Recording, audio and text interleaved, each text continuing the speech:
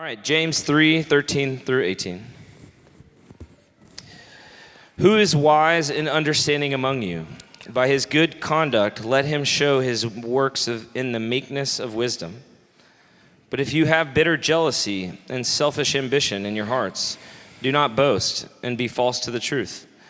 This is not the wisdom that comes down from above, but is earthly, unspiritual, and demonic.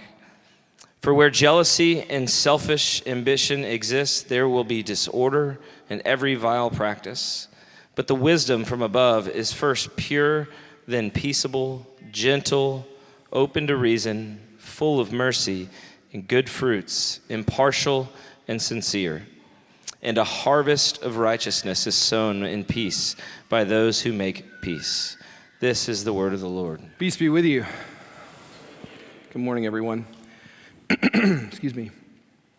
So over the last number of weeks, we've seen that the book of James was written to a persecuted community, a community in the midst of trial.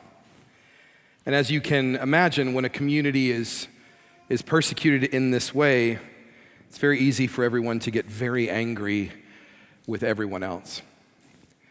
Amidst persecution, bitterness comes easily.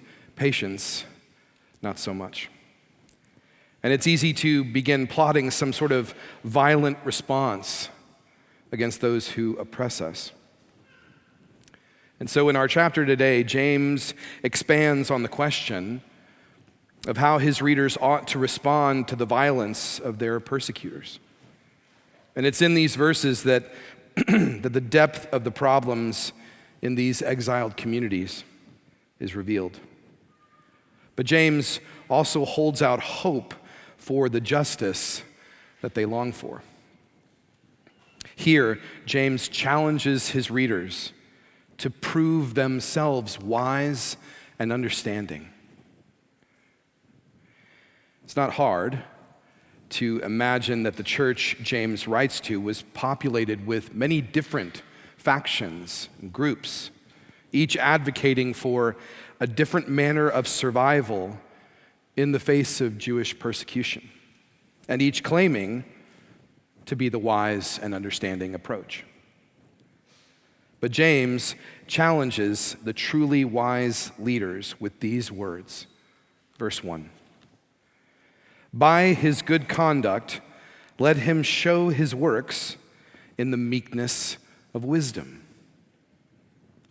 So, just as James connected faith to works in chapter 2, that faith without works is dead, he now challenges those who claim wisdom and understanding to show their true character in the nature of their actions, to show works characterized by good conduct and meekness.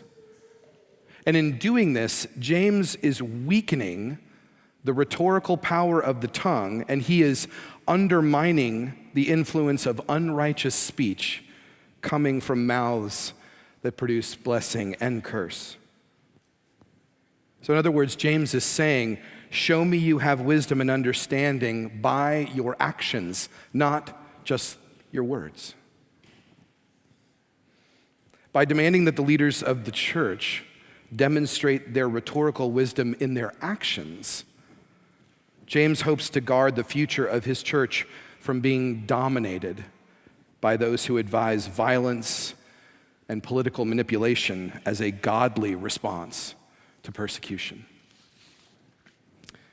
So in this third chapter, James introduces the central question that faces his readers. How are they going to respond to the violence and persecution of their Jewish oppressors? How will they participate in bringing about the righteousness of God in the world?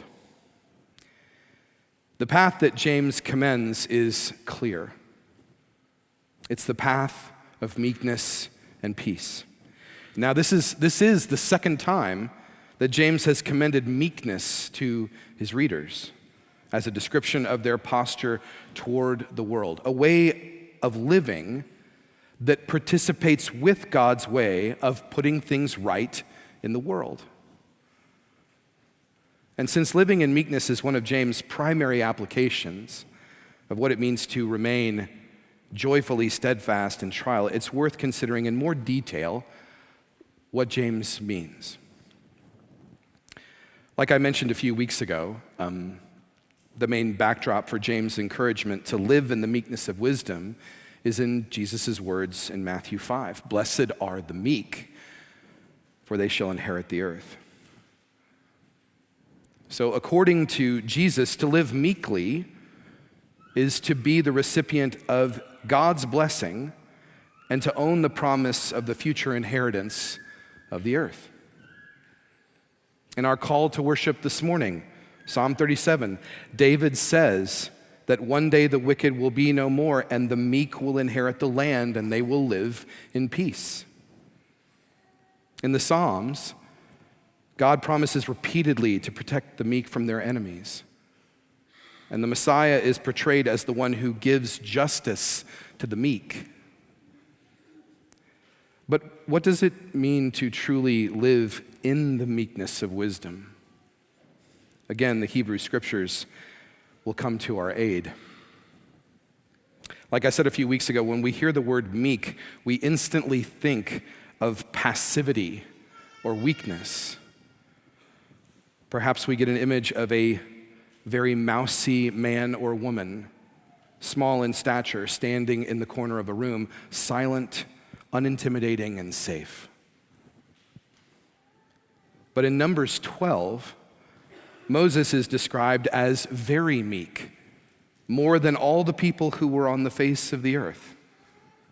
And this description of Moses comes at a time when he's being attacked by his siblings, Aaron and Miriam, because they desire to share in the authority and prominence that he has. And what's striking about this particular story is that Moses doesn't defend himself overtly against their accusations. It's Yahweh who delivers the rebuke to his siblings. But let's consider Moses. If he was the most meek man on the earth, let's consider a little bit of who he is in his context. Moses was the leader of God's people. He was a prophet who spoke with God face to face. He stood toe to toe with the Pharaoh of Egypt, the most powerful nation on the earth in his lifetime, before leading the people out of Israel into slavery. He led a complaining, inconsistent, unfaithful group of people through the desert for 40 years. So if Moses was the meekest man on earth, then something other than weakness and passivity must be at the core of what it means to be meek. The story of Numbers 12 reveals that Moses is called meek because he trusted God to defend him against the wicked instead of using his own power to protect himself. That posture is made more explicit in the description of the meek in Psalm 37. After leading a life of trust in Yahweh to protect him from the wicked, David composes a psalm to commend this same path to the people of Israel. And he says, "The meek shall inherit the land. The meek are blessed by Yahweh. The meek are the righteous. The meek are the ones who wait for Yahweh." The meek person is someone who waits on God for their vindication.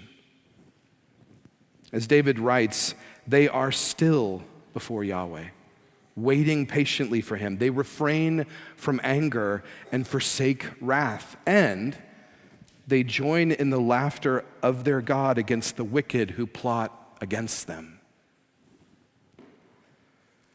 So given this as our grounding, what does it mean for James to command his readers to show their works in the meekness of wisdom? It means waiting patiently for God, for both protection and vengeance against our enemies, and delighting in the pleasure of God to deliver his people. It was meekness that caused David to twice put aside vengeance against Saul. It was meekness that caused David's descendant Hezekiah to cry out to the Lord when the Assyrian army was right at his gate. It was meekness that caused Jesus to heal the ear of the high priest's servants and to tell his disciples to put away their swords. It was Jesus who went meekly to his death precisely because he trusted the Father to raise him and vindicate him. So again, the meekness that James encourages to his readers is not a passive acceptance of violence. It's a bold and confident resolution not only to speak, but to act out, to live out the confession, Jesus is Lord. And that's done by patiently waiting for God instead of taking matters into our own hands and conspiring against our enemies. But the behavior of at least some of these brothers and sisters is altogether opposed to this mature and meek living. As James says in verse 14, if you have bitter jealousy and selfish ambition in your hearts, do not boast and be false to the truth. Understandably, when we read passages like these, we're used to reading them through individualistic lenses. We see jealousy and ambition, and we think of the inner pride of our own hearts, and then we assume that's what James is talking about. And yes, James most certainly wants to curb our pride and vainglory, but his full intention is actually much deeper. The word for jealousy here is the word zealous. And it's the same word that's used to refer to the various Jewish revolutionary movements. And though there were many different groups, they all shared the common belief and commitment that looked forward to the time when God would defeat the Romans and rule unopposed. And to hasten that day, they were willing to use any means necessary to defeat their enemies, including political manipulation and violence. To underscore this point, the words selfish ambition here describe specifically political ambition. Its meaning describes the narrow, partisan zeal of those seeking to take power for themselves. So James isn't just warning his readers about their petty jealousy and their self-centric ambition. He's calling out a corporate mentality of bitterness, a corporate mentality of political violence and vengeance. See, Jesus is writing to a church made up of predominantly Jewish converts. And as Jews, they believed that bringing about the righteousness of God would come by way of aggressive political schemes. Violence and political conspiracy would have been a great temptation for them in light of their persecution. And so James rebukes his readers for responding to their persecutors with the same tactics that are being used against them.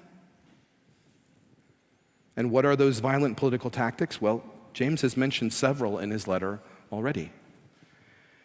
Angry and divisive speech directed against enemies.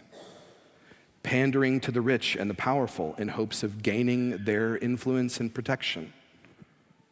Hurling curses and violent words against those who do them violence. And as we'll see next week, killing people who threaten them. But as James writes in verse 15, though these kinds of actions by a persecuted minority seem justifiable and maybe even wise according to the pattern of this world, he says this in verse 15, this is not the wisdom that comes from above, but is earthly, unspiritual, demonic. And sure, absolutely, Reacting with these kinds of violent and desperate measures to end their persecution has its own kind of wisdom. Most certainly, it's the tactic of nearly every abused group in the world. But that's exactly why James offers this wisdom. His point is, if we live in this kind of violent and manipulative way, we're embracing demonic wisdom, worldly wisdom. And when we do so, we become like Cain standing over his brother. We reject the path of Jesus and we reject the wisdom of God. Instead of patiently accepting suffering as the God-appointed means to our maturity, our temptation is to short-circuit the process of patient obedience by which maturity is gained. It's tempting to return violence for violence and malice for malice and curses with cursing. Maybe if we can just out-shout our opponents, we'll get our position back. Just like Adam and Eve, who grasped for wisdom instead of waiting for God to give it to them, these Christians are tempted to grasp for maturity and wisdom on their own terms, through violence and scheming, instead of the way that the Lord has set before them, the way of patience and joy and wisdom during suffering. And so this is why James calls this kind of act zealotry and political ambition. It's why he calls it demonic. Because to behave this way is to take the security and comfort that we want on our own terms and in our own way, without patiently accepting the discipline of our Father. And that is just like Satan and his demons did in their rebellion. But thankfully, James gives his readers a test to determine if they're living according to heavenly wisdom or earthly wisdom, if they're walking the way of Cain or the way of Jesus. Verse 16.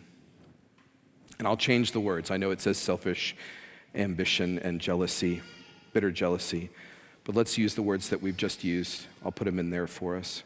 Verse 16, for where zealotry and political ambition exist, there will be disorder and every vile practice. The word disorder here is freighted with political overtones. It's actually the word for insurrection. If you remember, in Luke 21, Jesus uses this word to describe the violent signs that would precede the destruction of the temple. It was that word that was fulfilled in the rebellion of the Jews against the Roman Empire, a rebellion that was really hoping and purposed to bring about the righteousness of God, but it failed. And it brought about the destruction of the temple and much of the Jewish nation in 70 AD by the Romans.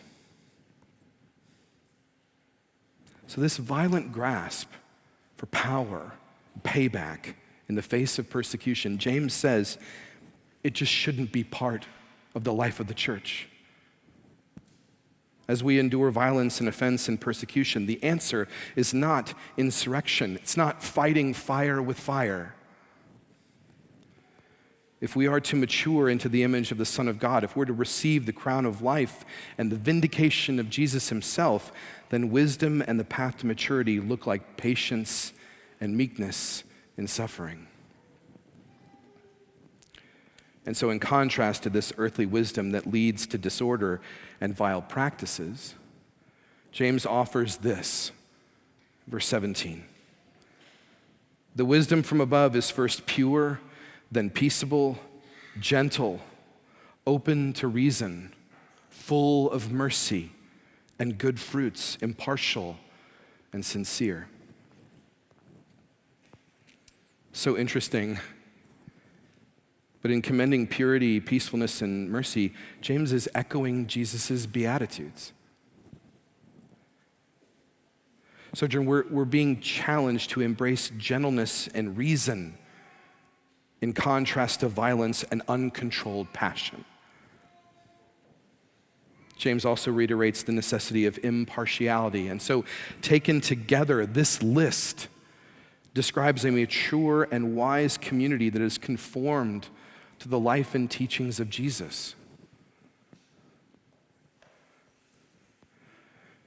Now, in the midst of persecution, in the midst of violence, this list seems counterintuitive. The world says it's foolish to respond with gentleness and peace and mercy to those who threaten us. I don't know if you feel it, but gentleness is not currently in fashion, right? In crisis, many will say that we don't have time for softer virtues. Gentle women are sellouts. Gentle men are useless betas. But gentleness cannot be erased from the Christian virtues. It's among the fruits of the Spirit. It's one of the practices worthy of our calling, according to Paul. It's a mark of those who have been chosen as saints. We're to rebuke brothers and sisters in a spirit of gentleness and to correct foolish and quarrelsome opponents gently. Gentle isn't weak. But we have to reconcile with this. Wrath doesn't neutralize wrath any more than fire neutralizes fire. It just doubles it. Solomon says that a gentle answer triumphs over wrath. Gentle answers are the victor in the face of wrath. And I love this from Proverbs 25, that a soft tongue breaks a bone.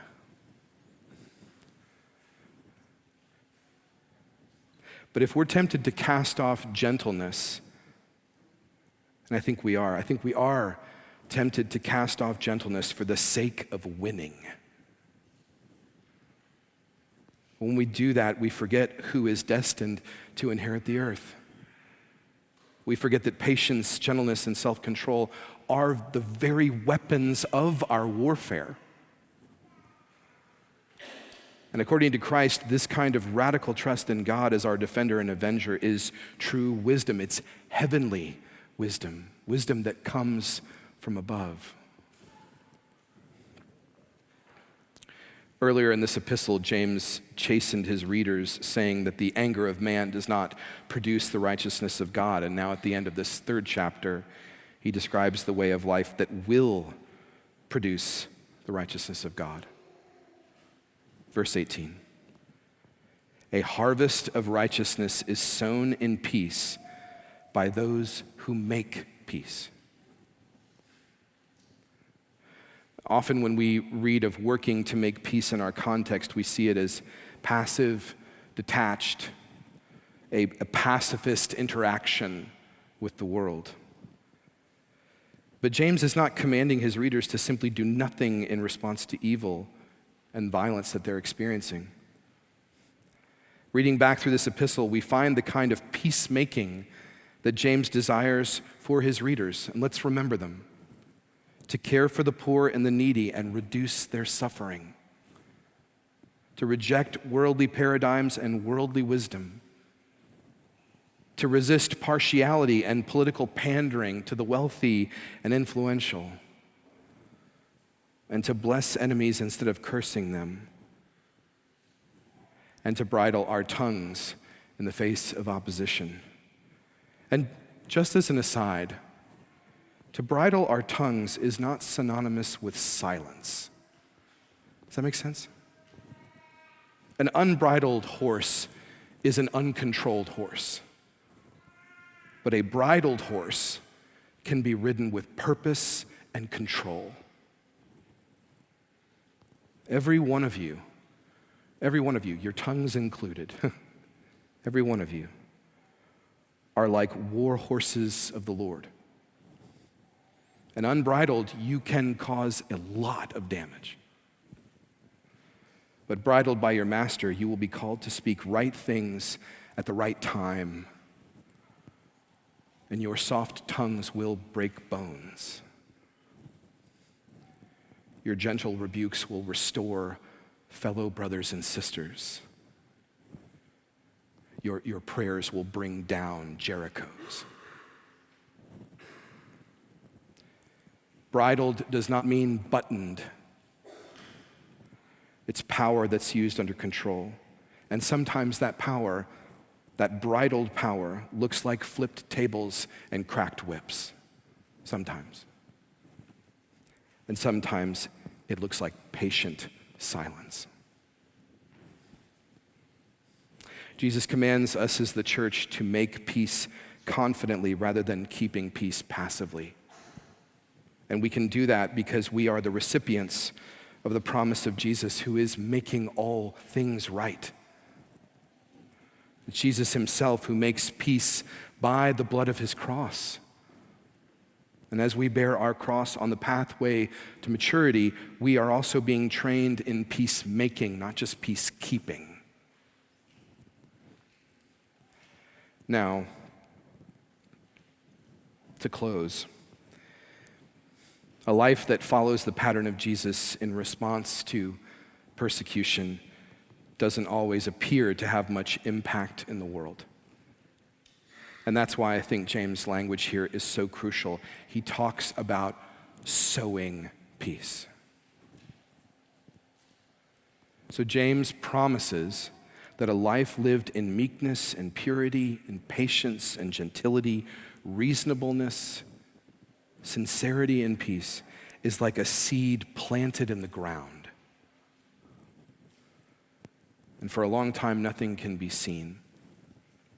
But one day, a shoot appears out of the ground. And that shoot becomes a vine. And that grows into a mature plant that one day yields a harvest of righteousness. So perhaps, Sojourn, we should see ourselves as a community of gardeners who are planting peace and meekness and gentility and patience in the midst of trial, confident that a harvest of righteousness is destined to come. And commanding us as the people of God to embrace peacemaking instead of rebellious insurrection, James is encouraging us to live by faith, to act based on the reality of things unseen. Sojourn, brothers and sisters, to pursue peace is to reject the wisdom of this world. It's to put aside the false security of inflated rhetoric and violent power plays, and to hold fast to the power of the Spirit of God and wait patiently for the seed to grow to a tree. To wait patiently for the yeast to leaven the dough. And for those who make peace to be openly proclaimed as the sons and daughters of God. Will you pray with me? Holy and gracious God, we thank you. We thank you for your word. We thank you for your Spirit. We thank you for your church, the body of Christ, your beloved. And Lord, as your people, we beseech you, will you, Lord, help us to trust you, to sow peace, to walk and speak meekly, to have tongues that are bridled,